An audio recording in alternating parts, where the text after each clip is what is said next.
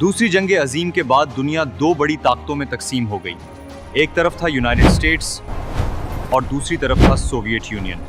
ये जंग बंदूकों से कम और नजरियात से ज्यादा लड़ी गई है, इसीलिए इसे कोल्ड वॉर यानी सर्द जंग कहा जाता है।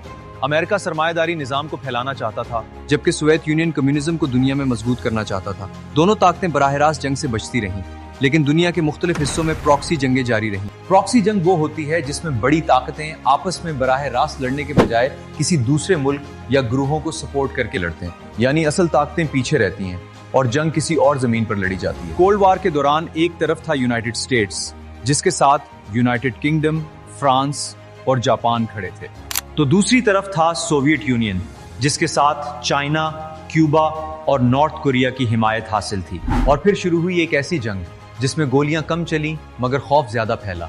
इसे कहा गया कोल्ड वॉर। दुनिया के मुख्तलिफ खित्तों में प्रॉक्सी वार के जरिए अपनी ताकत आजमाती रही। कभी वियतनाम की जमीन पर खून बहा, कभी अफगानिस्तान जंग का मैदान बना। एटमी हथियारों की दौड़ शुरू हुई, खला तक मुकाबला पहुंच गया। दुनिया एक ऐसे खौफ में जीने लगी जहां किसी भी लम्हे तीसरी आलमी जंग छिड़ने का खदशा था। इसी दौरान फौजी इतिहाद बनाए गए। अमेरिका ने नेटो कायम किया, जबकि सोवियत यूनियन ने जवाब में वार्सो पैक्ट बनाया। एक ऐसी दौड़ जिसने इंसानियत को खौफ में मुब्तला रखा।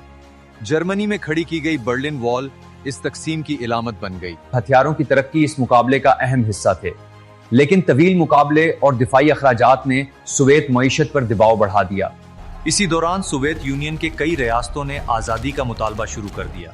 मुआशी बहरान, सियासी दबाव और कौम परस्ती की तहरीकों की वजह से बिलाखिर 1991 में सोवियत यूनियन टूट गया और कई आज़ाद ममालिक वजूद में आ गए।